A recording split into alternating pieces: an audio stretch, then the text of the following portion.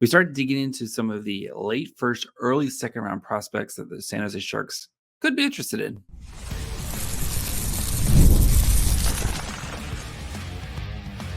You're Locked On Sharks, your daily podcast on the San Jose Sharks, part of the Locked On Podcast Network, your team every day. Hello, welcome to Locked On Sharks, the premier hockey podcast covering your favorite team in the Bay Area. My name is JD Young, caretaker at the Reef, and also the co-host of the Western Conference Tuesdays on the Locked On NHL channel. I want to thank you for making Locked On Sharks your first listen, probably part of the Locked On Network. We cover your team every day. And if you want to be an everydayer, all you have to do is just follow wherever you get podcasts, or you can watch this on YouTube as well. And today we're joined by our good friend Stephen Ellis from the Daily Faceoff. And if you've been a fan of the draft profiles, we're doing something a little bit different with these guys, where before we would dedicate a whole show to one player. Now we're going to be kind of trying to go a little bit more rapid fire with these picks here and these players to try to talk about as many as possible. So we're going to be talking about EJ Emery, Cole Hutson, and Teddy Stiga, all from the U.S. national team program, and why they would make sense for the Sharks, especially as the Sharks have, again, 4 picks in the top 42. And if the Sharks might have to move up for some of these guys. But again, we are trying to hit as many guys as we possibly can between now and the draft, as we're 4 weeks away from that point. So before we get into it, do want to let you guys know that today's episode is brought to you by FanDuel. Make every moment more. Right now, new customers get $150 in bonus bets with any winning $5 bet. That's $150 with any winning $5 bet. Visit FanDuel.com/lockedon to get started. And now we bring in our good friend Steven. How's it going, buddy? I'm doing pretty good, but probably not as good as the Sharks fan base after the first overall pick and Will Smith coming along. Yeah, we are sky high right now, and then you pair that with Casper Haltonen's ridiculous playoff run in the OHL Memorial Cup. Nothing can stop us until the actual games get played. So that's what you want to be as a franchise, is just enjoying everything that happens until you actually have to play games again. So yeah. I will say though, Sharks fans were very obsessed with Will Smith at the World Championship, and I know I saw your tweets too. I know you were following closely. You've been driving very much the Will Smith bandwagon since we talked last summer and saying he should one and done. And even you were like, why isn't Will Smith playing? Why isn't Will Smith playing? So if Steven asked, why isn't Will Smith playing? I'm going to ask the same question. Why isn't Will Smith playing? But we don't have to worry about that because Will Smith will be playing in San Jose next year. But we're going to kind of focus on some of these late first, early second round prospects that could be available for the Sharks with that pick 33, or if they decide to kind of move up a little bit, but just kind of the end of these guys. And this is, we're going to start with a guy who I know you are very excited about, one EJ Emery. So if you don't know who EJ Emery is, defenseman, 6'3", 176 pounds, 61 games this year, 0 goals, 16 assists, 54 shots on goal. I believe he is going to North Dakota State. So, Stephen, what makes Emery such an intriguing prospect?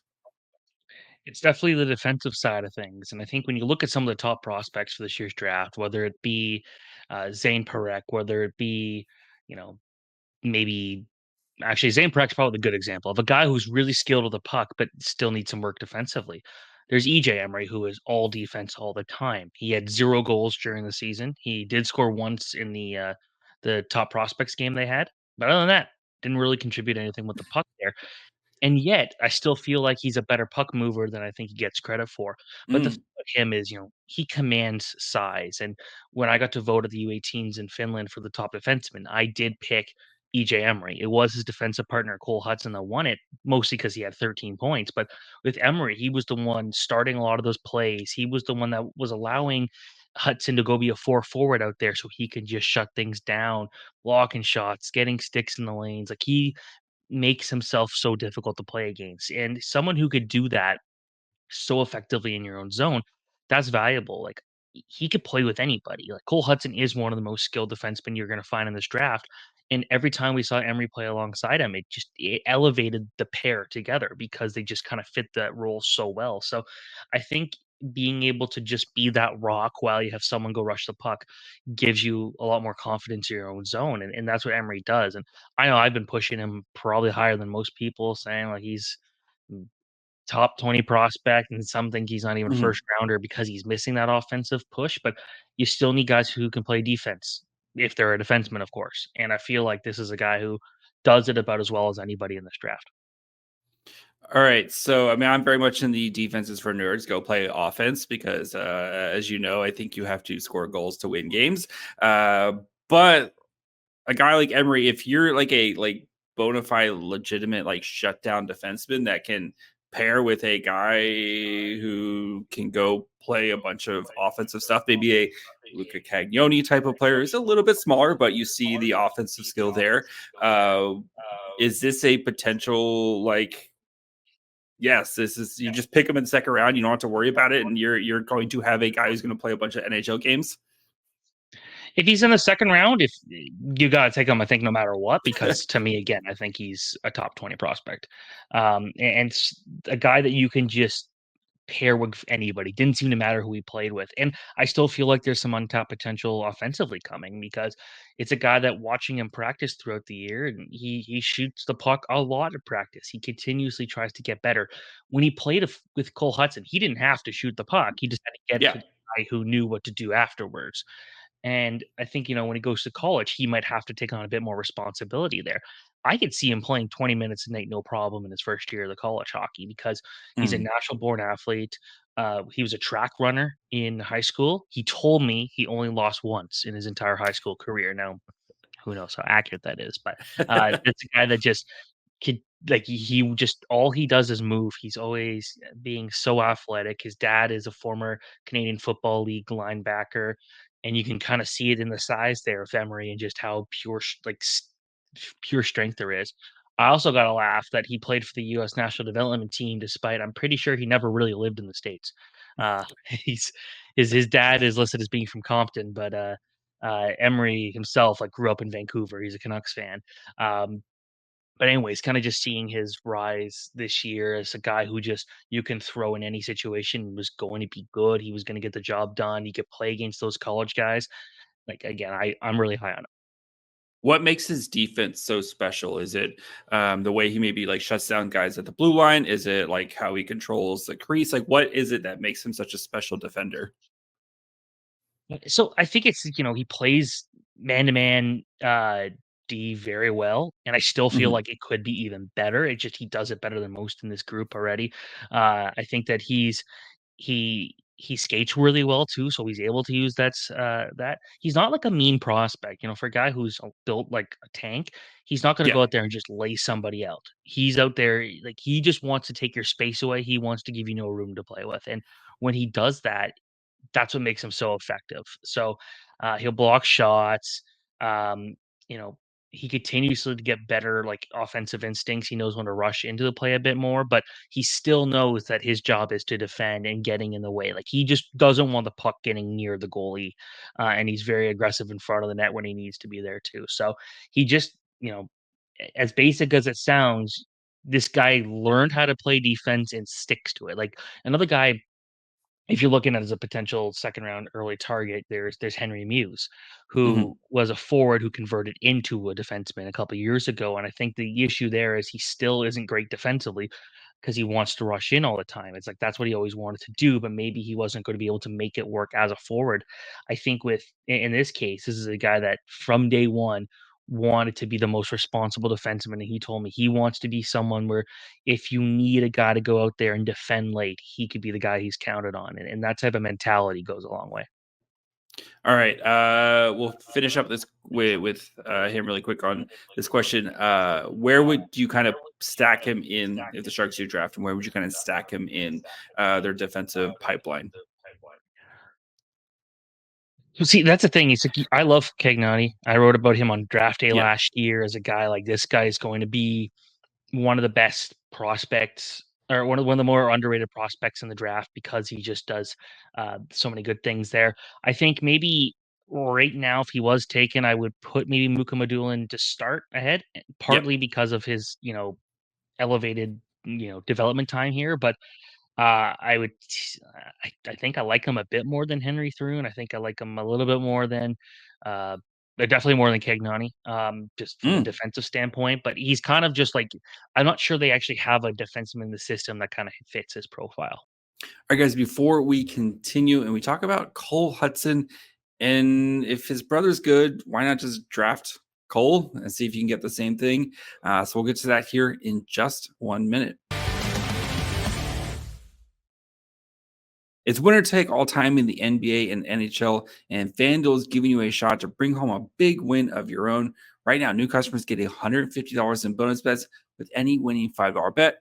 So if you Vamos Gatos, if you're an oil man, if you think the Celtics are going to win, if you're a Luca and a Mavs fan, and you $5, your team wins, you'll get $150 to bet on spreads, money lines, player props, and more. Visit fanduel.com/locked on and make every shot count. FanDuel, America's #1 sportsbook. All right, let's go to the polar opposite type of player. Cole Hutson, defenseman, 5'9", 165 pounds, 51 games this year, 15 goals, 36 assists, 104 shots on goal. And if you think defense is for nerds and you just want to score a bunch of points, Cole Hudson's your guy, right? Yeah, no question about that. This is his defensive play has gotten better, but not good enough to me to be a first round candidate, which is kind of why it's a good opportunity here. And I just wrote about him on the day we record this. I actually published a story about his record breaking season or record breaking career at the U.S. National Team Development Program, the all time scoring leader among defensemen. And when you're passing to Cole Eiserman or you're passing to um, James Higgins, it makes that a little easier. But yeah, you look at the points and say this guy is just awesome with the puck, and his teammates have nothing but good things to say about his skill. But just like his brother, doesn't have a whole lot to say in interviews. Hey man, you just broke the record. Cool, yeah, I didn't come here to Cool, break the man. record. Oh, Yeah. okay, sure. Yep, that's just whatever. At least it was a short article then. Yeah, it's like okay, sure, whatever you say, sir. Just have some Yep. fun, man. Celebrate. I will say he was pretty excited about watching his brother go and play in the his first game in the NHL, the Montreal Canadiens, which was the day before Cole had to fly out to Finland for the U18s.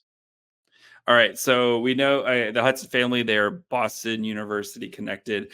He's going to be going there to, I guess, take his brother's place, who's now, like as you mentioned, signed with the Canadiens. We look back at his brother and like, wow, how did he fall to the second round? Is this another possibility of like, wow, how did he fall to the second round? So for the record, I I had Hudson at number 10 in his draft year. Lane Hutson, just because I thought the pure skill was there, Yep. and I thought the defensive game would kind of catch up. And I still have my questions on whether it has really caught up to the point where maybe even with all the hype, I'm not 100% convinced still about him. But when it comes to with Cole, I think a lot of the same issues are there where he's not the greatest defensively. He's not the world's greatest, fastest skater out there. And his shot's actually really weak. I think that's a big thing for him. It looks like he puts no power behind his shot. It has gotten better. Last Mhm. year it looked like he never wanted to shoot. This year it's not as big of an issue. But the offensive gifts are like undeniable there. One of the most pure skilled defensemen in this class. Um, Even looking at some of the guys near the top, like a Zane Perek, like a Zeev Buium type thing. And uh, you know, the when the U.S. national development team, when you look at their blue line, they didn't have a whole lot of great defensemen to work with. Like that one pairing of Emery and Hudson truly were number one, number two, and there was nobody close to being a number three on there. And Hudson made the team better every single day. No question about it. Mhm. The team was way better with him on the ice than they were without him. He can play, a good amount of minutes. I think next year will be a big one because he'll be going to college, he'll be playing with the World Juniors, and he'll be filling a role on both teams that his brother left. And he plays such a similar style. I just, is he smart enough player to make it to the next level? Is he going to be a quick enough skater? Is he going to have a hard enough shot? I think those are the questions. But from a size perspective, he is 2 inches taller than his brother was at the same age, and I believe a little bit stronger. And he plays with a bit more grit. So Mhm. there's those parts he's been able to lean on and learn from his brother and to make that better. It's just it feels lazy just looking at Lane and saying he's going to do the same thing, but I feel like Yeah. honestly that's probably what's going to happen. There's just so many similarities. It's like they've been training together for their whole lives, learning from each other, and you kind of see two players that are pretty identical. And he's going to go into this exact same development program that his brother went in and produced. Yes, there's still some questions there, but you see what makes him such an intriguing talent. So why is he not talked about as a potential, like, one of, higher up, especially if you might be getting Lane Hutson 2.0, and what's a very I don't want to say random, but very weird defensive class, right? Where there's not really that one consensus guy. You can make arguments for 5 or 6 guys who you kind of like their traits. Why not just be like, oh, I think Cole Hutson's just gonna be good? I think a lot of it is even though he's bigger than his brother, he's still a 5'10" defenseman, and he plays a role where you see that skill, and that's a skill you're looking for from a number one defenseman on your team. He's not Mhm. a number one defenseman because the defensive side of things still needs some work, though. As the the own zone hockey IQ, like on the offensive zone, he knows what he wants. It makes it happen, especially on the power play. I feel like there are times in his own zone where he can get caught. You know, either trying to do too much or just panicking and trying to make a quick play that doesn't work out there. And I think there were also points where, uh, yes, he did set the scoring record for the U.S. National Development Team program, but I think most scouts were expecting another 20 or 30 more points this year. Like that's the thing; it just Mm. offense didn't come to the level like we were expecting this year. And I think, the first half of the season, I think scouts were pretty disappointed again because they want to see more in those international tournaments they played on. It's like, let's see if he could really take over. And he wasn't. It was almost like we saw him better last year playing with the U18 team than we were this year. So I think the fact that we didn't see a massive step forward in his game was a bit of more. That's what kind of some scouts are worried about there. But we're still talking about a guy where if he's taken in the first round, probably late, a, that's way higher than his brother, but B, that's still I could still see it happening just because you're betting on the upside here, and I love betting on upside. Yeah, I mean, betting, especially that late in the draft, like in the first round, early second round, betting on the upside, a guy who, again, especially with these smaller defensemen, it's either they make it and they're really good in the NHL, or they just never make it at all. And if you're betting on upside, Hudson is especially an intriguing prospect, and especially if you have, maybe number 1, number 14, 33, and 42, where you can have a little bit of wiggle room to take a swing on a guy like Hudson, who could be a potential, just crazy man back there, and like his brother. But if he never works out, you've got 3 other picks that can kind of maybe insulate you a bit more. So, yeah, I'm curious to see where Hudson. I think it's going to be. I think it's going to be one of the big draft stories in Vegas is where Hudson goes, just because of what happened with his brother and kind of his brother's development. I wouldn't be surprised if Hudson's where he goes is a big draft story for Vegas. Vegas. And of all the prospects kind of we're talking about here today is the one I feel is most likely to have a shot at actually going to the San Jose Sharks. In case, maybe the Sharks decide EJ Emery first overall. That's what they're looking for there. First But overall. yeah, yeah, if you want to get a little bold there, but with Get Cole a little Hutson, bold, yeah. I have Hudson at number 36 in my rankings, and I feel like taking him if he was taken like 25th, I would still see that and say, yeah, that makes sense to me. Makes sense. I mean, I like how the Sharks have basically all but said they're drafting Celebrity at this point. But yeah, even asking Will Smith, they're half the conversation was about Celebrity. So yeah, that would be I would probably walk I'd walk from Vegas straight to the ocean, and you never see me again. All right, guys. Before we finish up with Steven and we talk about Teddy Stiga and why he's going to be great. Gavin Brindley 2.0. That's what you think of with Teddy Stiga. Just need to take a quick break.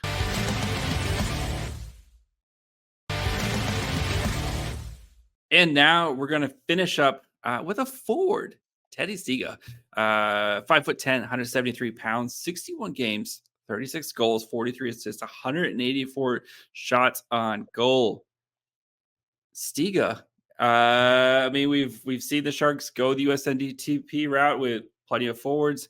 Is Stiga just the next line of college guys in the Sharks program? So I talked to one scout recently when I wrote my feature on him. It's like, what can you say about Teddy Stiga? And he just gave me one line: every team needs a Teddy Stiga. That's a pretty good scouting That's a report, good. I'd say. That's all You you know, need. there's a reason he was paired with on that top line with James Higgins this year, and it's because he's just got boundless energy to every single shift. It's like every shift he goes out there, it's like, oh no, there's 500 scouts in the building, and my career depends on me making the best play possible.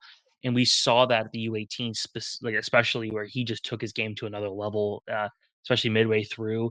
When I saw him at the Five Nations tournament in February in Michigan, I thought he was the best player in that entire tournament. I NHL Central Scouting had him listed at the start of the year as a 7th round pick.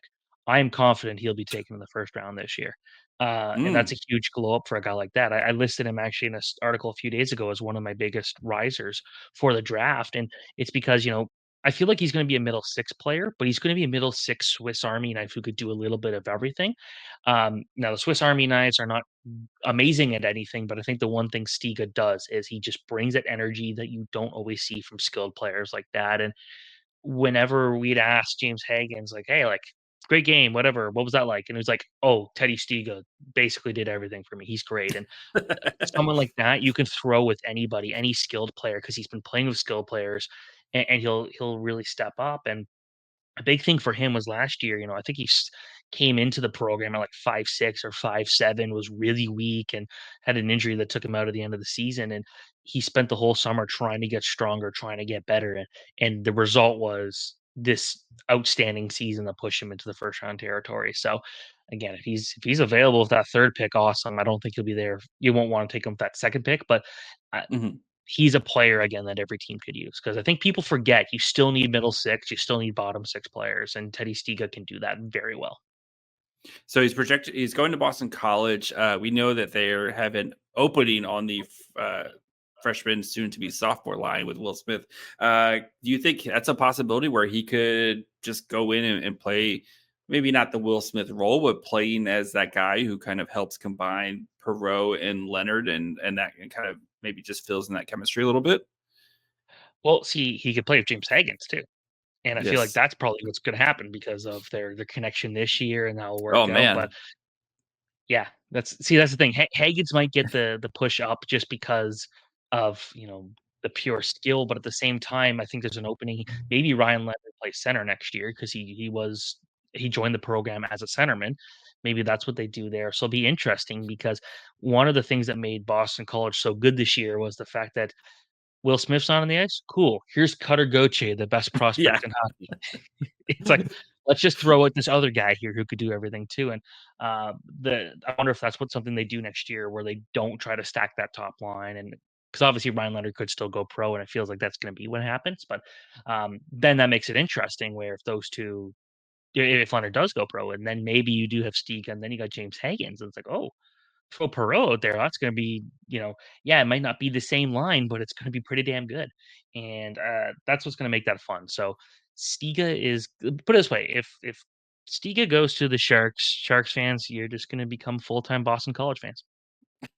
That's fine. I had some of my best times last season were watching Boston College, because having to slog through another Sharks or Barracuda game, and then like, oh look, this is a fun team that knows how to do fun things. That's I think as Sharks fans, we'll be more than happy to root for Boston College again this season. So Stiga, you mentioned it as a potential kind of Swiss Army knife, like that glue guy, like that guy who just kind of keeps things together. So mentioned as a potential top kind of middle six guy, but what do you kind of see him eventually finishing up? Is he going to be like just a guy who does everything, like kills penalties, play on the power play, whatever you need him to do? He's just that guy. He's a guy that if he's not scoring and he's not in a scoring role, he's going to find something valuable to be out there and doing. And a lot of that is, I love players who are smart, and I love players that bring that dog on a bone, like, I need to prove myself every night Is type he of just bigger energy. Gavin Brindley?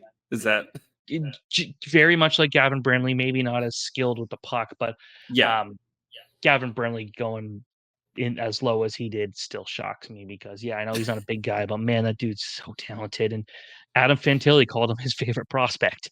Um, Granted, they were teammates, but they only knew each other for a year, and they Yeah. became super close. And but when it comes to Stiga, it's like, yeah, like you can.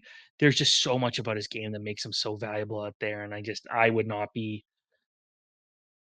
again, if he's available, you take him because he could just do something in every role. You could play him on the first line because he could play at the skill guys. You could put him on the fourth line. He'll go out there and check everybody and do a lot of good stuff defensively too. So I think he's going to be one of those, middle six guys, maybe could even be a bottom six guy that ends up just carving out a great 12 to 15-year career. Yeah, it makes sense. And again, if you're a team with 4 picks in the top 40 and maybe you move around and stuff like that, getting a guy you know what you're getting at number 1. We'll see what the Sharks do at number 14, but getting a guy who's going to be an NHL player in Stiga makes a lot of sense, especially with a lot of the skill players that the Sharks do have. Finding that guy who can just fit into whatever situation you need, like Stiga, makes a ton of sense. So, Steven, thank you so much for your time. Buddy, where can the people find you? Find me on Twitter, X, whatever you want to call it, at SLS Hockey, and of course my work at Daily Faceoff. I will be writing a story every single day leading up to the draft in Vegas. On the draft, I will be also at the draft combine. Looking forward to that, mostly because one of my favorite Italian restaurants is down the way from the rink, and yeah, it's going to be a good month, I think. Yeah, I know we as Sharks fans, we're ready. We've been waiting for this moment all year long. This is why we lost all those games. So, Steve, I'm sure we'll talk again sometime. If not, I'll see you in Vegas, buddy. Yes, sir. All right, guys. Hope you enjoyed draft conversations today. Again, want to try something a little bit new here as we get to the end of the draft cycle. We focus a lot on the top 15, top 20 guys. Want to try to hit as many potential guys in these middle, kind of that's end of the first, beginning of the second round type of players. So we'll continue to do this. We'll have some of our friends on to try to do these little three-part or three guy episodes here. So make sure you're following wherever you get podcasts. And of course, you can watch on YouTube as well. Follow the show on Twitter, Facebook, and Instagram at Locked On Sharks. Follow me on Twitter at MyFryHole. Till tomorrow. Bye, friends.